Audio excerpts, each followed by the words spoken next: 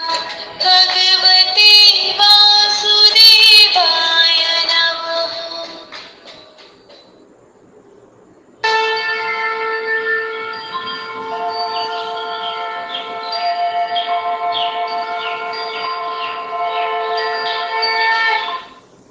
अथ द्वितीयोऽध्यायः। संजय बोले, करुणा व शोक से व्याकुल और सजल नेत्रों वाले अर्जुन से भगवान मधुसूदन ने इस प्रकार कहा। श्री भगवान बोले, हे अर्जुन, इस संकट काल में यह मोह तुम्हें कैसे उत्पन्न हो गया? यह आचरण आर्य पुरुषों को शोभा नहीं देता, क्योंकि इससे न ही स्वर्ग मिलने वाला है और न यश। हे पार्थ, कायर मत बनो, यह तुम्हारे लिए उचित नहीं है। हे परंतप, हृदय की इस तुच्छ दुर्बलता को त्याग कर युद्ध के लिए खड़े हो जाओ। अर्जुन ने कहा, हे मधुसूदन, मैं युद्ध में भीष्म और द्रोण के विरुद्ध बाणों से कैसे लड़ूंगा? हे हरिसूदन, वे दोनों ही मेरे लिए पूजनीय हैं। अपने महानुभाव गुरुजनों को न मानकर मैं भिक्षा का अन्न खाना श्रेष्ठ समझता हूँ, क्योंकि गुरुजनों को मानकर इस लोक में रक्त से सने हुए धन को ही तो भोगूंगा। हम तो यह भी नहीं जानते कि हमें क्या करना उचित है। इनसे हम जीते या वे हमको जीते। इन्हें मारकर हम जीवित नहीं रहना चाहते। वे ही धृतराष्ट्र के पुत्र हमारे सामने युद्ध के लिए खड़े हैं। करुणा रूपी दोष के कारण मेरा मन कर्तव्य के प्रति भ्रमित हो गया है। अतः जो मेरे लिए कल्याणकारी है उसे निश्चित रूप से बताइए, क्योंकि मैं आपकी शरण में हूं। मुझे शिष्य की भांति उपदेश दीजिए। यदि पृथ्वी पर धन धान्य से संपन्न और शत्रुहीन राज्य तथा देवताओं पर आधिपत्य मिल भी जाए, तो मुझे ऐसा कोई उपाय नहीं दिखता जिससे इंद्रियों को सुखाने वाला शोक दूर हो जाए। संजय बोले, इस प्रकार यह कहकर अर्जुन ने भगवान श्री कृष्ण से यह कहा, हे गोविंद, मैं युद्ध नहीं करूंगा, और चुप हो गए। हे भरतवंशी धृतराष्ट्र, दोनों सेनाओं के बीच शोक में डूबे अर्जुन से श्री कृष्ण ने मुस्कुराते हुए यह वचन कहे।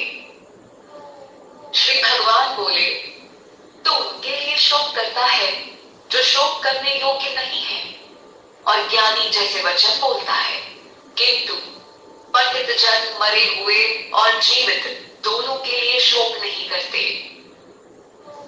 ऐसा नहीं है कि मैं किसी काल में नहीं था या तुम नहीं थे, अथवा ये राजा लोग नहीं थे, और ना ही ऐसा होगा कि भविष्य में हम सब नहीं रहेंगे।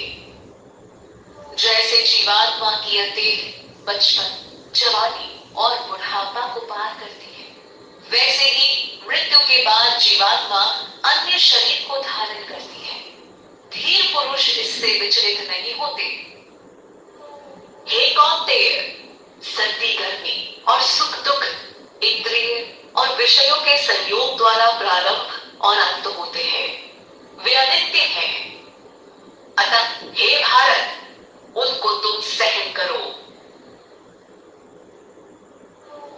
हे पुरुषर्व, जो पुरुष दुख और सुख को समान समझकर उससे विचलित नहीं होता, वह मोक्ष के योग्य होता है।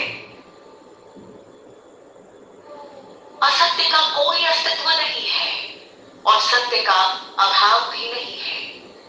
इन दोनों की वास्तविकता तत्वदर्शी ज्ञानी द्वारा देखी गई है। तू इस अविनाशी तत्व को जान, जिससे यह संपूर्ण जगत व्याप्त है। इस अविनाशी का कोई विनाश भी नहीं कर सकता। इस शरीर में आत्मा अविनाशी और अबोध गम्य है। शरीर नाशवान है, इसलिए हे भारत, तू युद्ध कर। जो इस आत्मा को मारने वाला समझता है और जो इसे मरा मानता है, वे दोनों नहीं जानते कि आत्मा न मरती है और न मारी जाती है। आत्मा न तो कभी जन्म लेती है और न कभी मरती है, न ही उत्पन्न होकर पुनः न होने वाली है। यह अजन्मा, नित्य, शाश्वत और पुरातन है। शरीर के मर जाने पर भी यह नहीं मरती। हे पार्थ, जो पुरुष आत्मा को अविनाशी, अजन्मे और अव्यक्त स्वरूप को जानता है, वह कैसे किसी को मार सकता है और कैसे किसी को मरवाएगा? जिस प्रकार मनुष्य फटे पुराने वस्त्रों को त्याग कर नए वस्त्र धारण करता है, उसी प्रकार आत्मा पुराने शरीर को त्याग कर नए शरीर को धारण करती है। इस आत्मा को शस्त्र काट नहीं सकते, अग्नि जला नहीं सकती, जल गीला नहीं कर सकता और वायु सुखा नहीं सकती। इस आत्मा को न छेदा जा सकता है, न जलाया जा सकता है, न गीला किया जा सकता है और न सुखाया जा सकता है। यह नित्य, सर्वव्यापी, अविकारी, अचल और स्थिर स्वभाव वाली सनातन है। इस आत्मा को अव्यक्त, अचिंत्य और अविकारी कहा गया है, इसलिए ऐसा जानकर तुझे शोक नहीं करना चाहिए। हे महाबाहो, यदि तू इस आत्मा को नित्य जन्म लेने वाला और मरने वाला मानता है, तो भी इसके लिए तुम्हें शोक नहीं करना चाहिए। जन्म लेने वाले की मृत्यु निश्चित है और मरने वाले का जन्म निश्चित है, इसलिए जो अटल है उसके विषय में तुम्हें शोक नहीं करना चाहिए।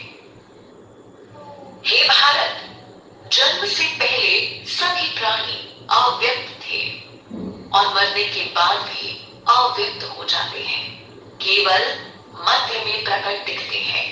अतः इसमें शोक ही क्या करना? कोई इस आत्मा को आश्चर्य से देखता है और कोई इसका आश्चर्य से वर्णन करता है और कोई आश्चर्य से सुनता है, पर कोई इसे सुनकर भी नहीं समझ पाता। हे भारत, शरीर में रहने वाली इस आत्मा का कभी वध नहीं किया जा सकता, इसलिए किसी भी प्राणियों के लिए तू शोक मत कर। इसलिए अपने धर्म को देखते हुए युद्ध करने में संकोच मत कर, क्योंकि क्षत्रिय के लिए धर्म युद्ध से बढ़कर दूसरा कोई कल्याणकारी कर्तव्य नहीं है। हे पार्थ, वे क्षत्रिय धन्य है जिन्हें ऐसे युद्ध का अवसर प्राप्त होता है। ऐसा युद्ध खुला हुआ स्वर्ग का द्वार है। यदि तू इस धर्म युद्ध को स्वीकार नहीं करता है, तो अपने धर्म और यश को खोकर पाप का भागी बनेगा। सब लोग हमेशा तेरी अपयश को कहते रहेंगे। एक सम्मानित पुरुष के लिए अपयश मृत्यु से भी बढ़कर है। महारथी योद्धा तुझे भय के कारण रण छोड़ भाग कहेंगे। जो लोग तेरा आदर करते थे, वे ही तुझे तुच्छ समझेंगे। तेरे शत्रु तेरे सामर्थ्य की निंदा करते हुए बहुत से कटु वचन बोलेंगे, फिर उससे अधिक दुख तुझे क्या होगा? यदि तू युद्ध में मारा गया तो स्वर्ग प्राप्त करेगा और विजय हुई तो पृथ्वी का सुख भोगेगा। इसलिए हे कौन्तेय, खड़ा हो जा और निश्चय पूर्वक युद्ध कर। सुख दुख, लाभ हानि और जय पराजय में संभाव रहकर युद्ध के लिए तैयार हो जा, फिर तुम्हें पाप नहीं लगेगा। हे पार्थ, यह बुद्धि सांख्य योग के विषय में कही गई है और अब तू कर्म योग के विषय में सुन। इस बुद्धि से युक्त होकर तू कर्म बंधन से छूट जाएगा। इस कर्म योग में किए गए प्रयास का नाश नहीं होता और न ही फल दोष होता है। इस धर्म का पालन करने से महाभय से रक्षा होती है। हे कुरु नंदन, इस कर्म योग में निश्चयात्मक बुद्धि एक ही होती है। किंतु अस्थिर चित्त वाले पुरुषों की बुद्धियां अनेक प्रकार की और अनंत होती हैं। हे पार्थ, अविवेकी पुरुष वेदों की पुष्प जैसी आकर्षक और दिखावटी वाणी बोलते हैं और कहते हैं कि स्वर्ग से बढ़कर और कुछ नहीं है। वे कामनाओं में लिप्त होकर स्वर्ग को ही श्रेष्ठ भोग एवं ऐश्वर्य प्रदान करने वाली, जन्म रूप कर्म फल को देने वाली अनेक क्रियाओं को बताते हैं।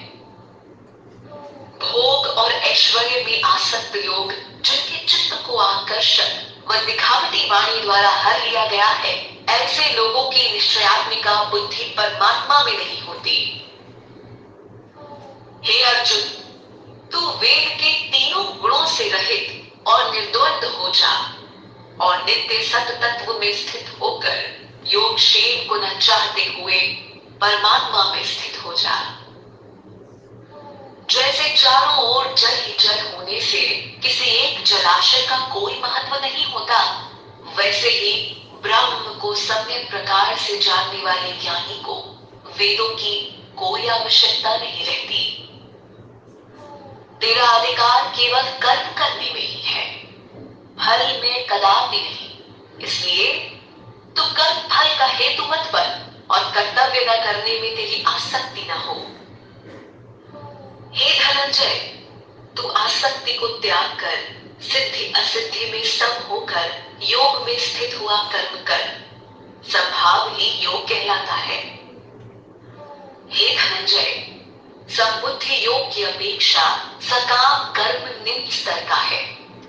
इसलिए तू संबुद्धि की शरण में हो जा, क्योंकि कर्म फल की इच्छा वाले अत्यंत दीन होते हैं।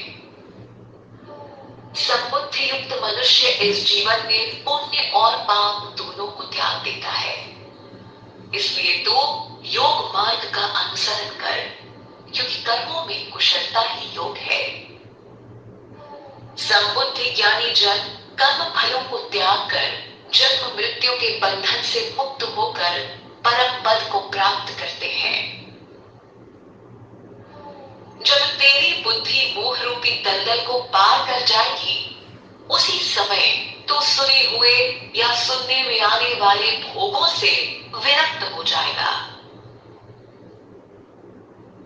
जब अनेक विषयों के सुनने से विचलित हुई तेरी बुद्धि परमात्मा स्वरूप में स्थिर हो जाएगी, तब तू योग को प्राप्त करेगा। अर्जुन बोले, हे केशव, समाधि में स्थिर बुद्धि वाले पुरुष के क्या लक्षण है? वह कैसे बोलता है, कैसे बैठता है और कैसे चलता है? श्री भगवान बोले, हे पार्थ, जब मनुष्य मन में स्थित सभी कामनाओं को त्याग कर आत्मा से आत्मा में ही संतोष रखता है, तब वह स्थित प्रज्ञ कहलाता है। दुख में जिसका मन विचलित नहीं होता और सुख में जिसकी लालसा नहीं है और जो आसक्ति भय व क्रोध से मुक्त है, ऐसा मुनि स्थिर बुद्धि वाला कहलाता है। जो पुरुष सर्वत्र स्नेह रहित है तथा शुभ या अशुभ होने पर न तो प्रसन्न होता है और न दुखी होता है, वह प्रतिष्ठित बुद्धि वाला कहलाता है। जैसे कछुआ अपने अंगों को समेट लेता है, वैसे ही जब कर्म योगी अपनी इंद्रियों को इंद्रिय विषयों से हटा लेता है, तब उसकी बुद्धि स्थिर होती है। इंद्रियों से विषयों को हटाने वाले पुरुष के विषय तो निवृत्त हो जाते हैं, पर भोगों में आसक्ति बनी रहती है। किंतु स्थित प्रज्ञ पुरुष परमात्म तत्व का अनुभव होने से निवृत्त हो जाता है।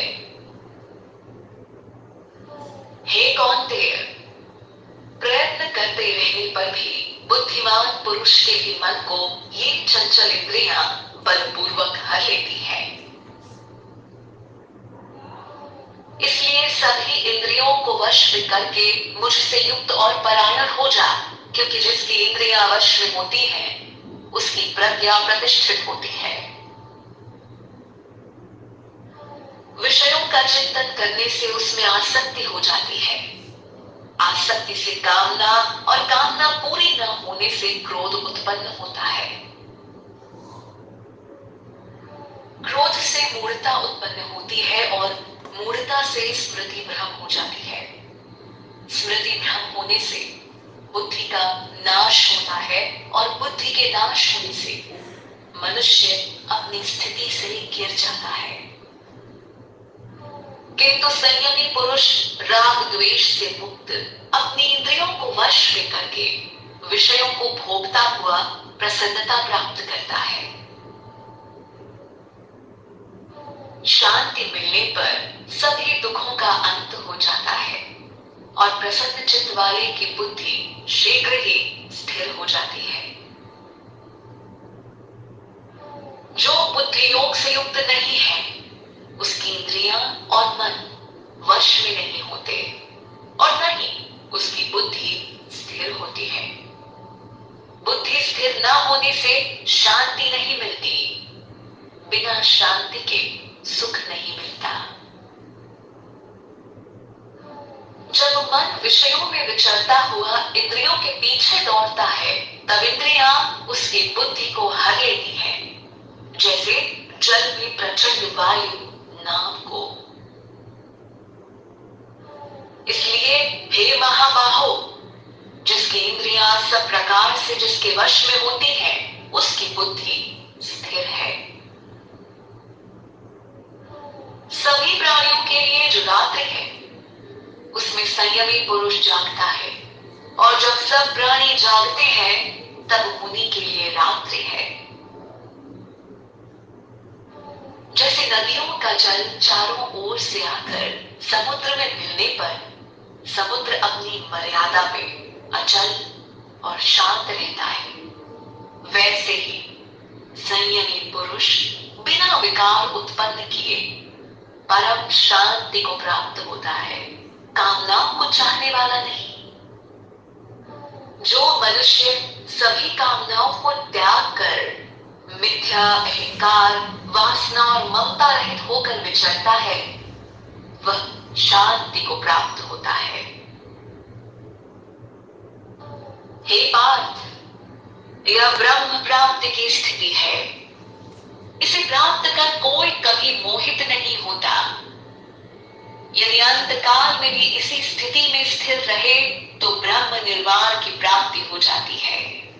ओम तत्सदिति श्रीमद्भगवद्गीतासूपनिषत्सु ब्रह्म विद्यायां योगशास्त्रे श्रीकृष्णार्जुन संवादे सांख्ययोगो नाम द्वितीयोऽध्यायः।